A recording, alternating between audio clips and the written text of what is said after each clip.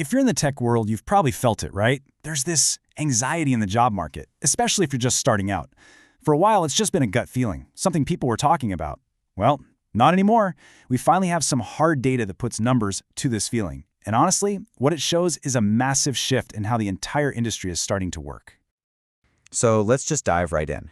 This is a look at over 250,000 companies, and the trend is, well, it's impossible to ignore. You can see it clear as day. The number of junior roles available is heading down, while at the very same time, the demand for senior roles is climbing up. And this isn't some small fluctuation. This is a huge industry-wide divergence. And it gets even more stark when you break it down by age. The number of developers between 22 and 25 getting hired, it's on a clear downswing. But for developers who are 31 and older, that number is actually growing. And you can almost pinpoint the moment those two lines start to pull apart. It happens right around the time that AI tools really started to become a big deal. Okay, so this brings up the obvious question, and it's what most of us would probably assume, right? Is this just about the bottom line? Are companies just trying to cut costs, hiring fewer people to save a buck?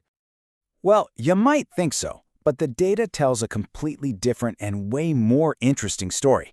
Turns out the real reason for this shift has almost nothing to do with saving money. So, before we get into what's really going on, let's just clear the air about what this is not. This isn't happening because companies suddenly have it out for junior devs, and it's not because senior developers are trying to pull up the ladder behind them. It's not about lowering wages, and it has absolutely zero to do with immigration. Honestly, those are all just distractions from the real change that's happening under the hood. Let's just do some quick back-of-the-napkin math here. To get the same amount of work done as one senior developer, you might need, say, 4 junior developers. But look at the numbers. You're actually paying more in total salary for that junior team, and on top of that, you need a senior manager just to keep them all coordinated. So from a pure cost perspective, hiring a bunch of juniors to save money just makes no sense at all.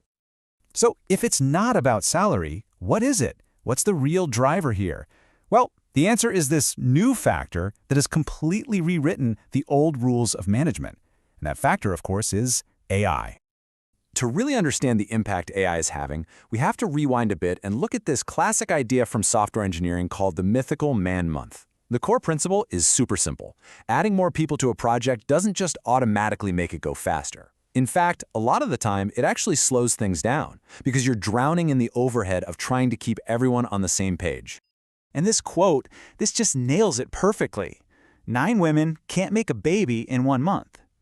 You see, the hardest part of any big, complex project isn't just the work itself, it's the human part. It's coordinating people, managing personalities, and making sure everyone is pulling in the same direction. That communication, that coordination, that's the real bottleneck. And this is exactly where AI just flips the whole script. An AI tool doesn't need a manager to check in on its feelings. It doesn't need a week of onboarding. It never gets into a passive-aggressive argument with a coworker over a code review.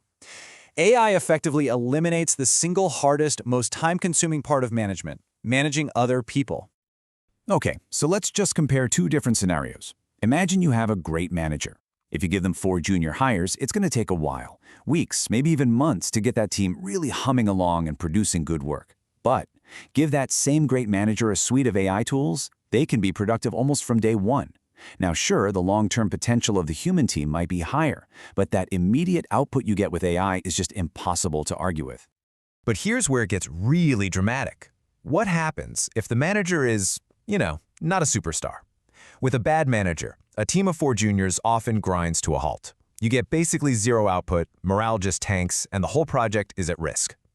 Now what about that same bad manager armed with AI tools? Well, they're still going to get work done. It might not be brilliant, but it'll be predictable. And here's the key. Large companies have to optimize for their average manager, not their top 1% rock star. And this is really the heart of it. This chart makes it so clear. For a really good manager, AI gives them a nice little boost. But for an average or even a bad manager, AI gives them a massive productivity jump. When you're a big company and you see a way to make your least effective managers 200% more effective, well, the decision kind of makes itself. You're optimizing for predictable output across the board. So, this new efficiency, this focus on immediate, predictable results, it all sounds great, right? But there is a terrifying long-term problem brewing just beneath the surface. we're creating a systemic risk that could actually break the talent pipeline for the entire industry. Which brings us to the core crisis that this whole trend is creating. It's a really simple, but honestly, a very scary question. If junior developers aren't being hired, if they're not getting that crucial first job where they can learn and be mentored, where on earth are the next generation of senior engineers supposed to come from? And the simple answer is they won't. You see, expertise isn't built in a vacuum. You don't become a great developer just by watching tutorials online. It's built through a kind of apprenticeship. You get better by being around people who are better than you, who challenge you, and who raise the bar.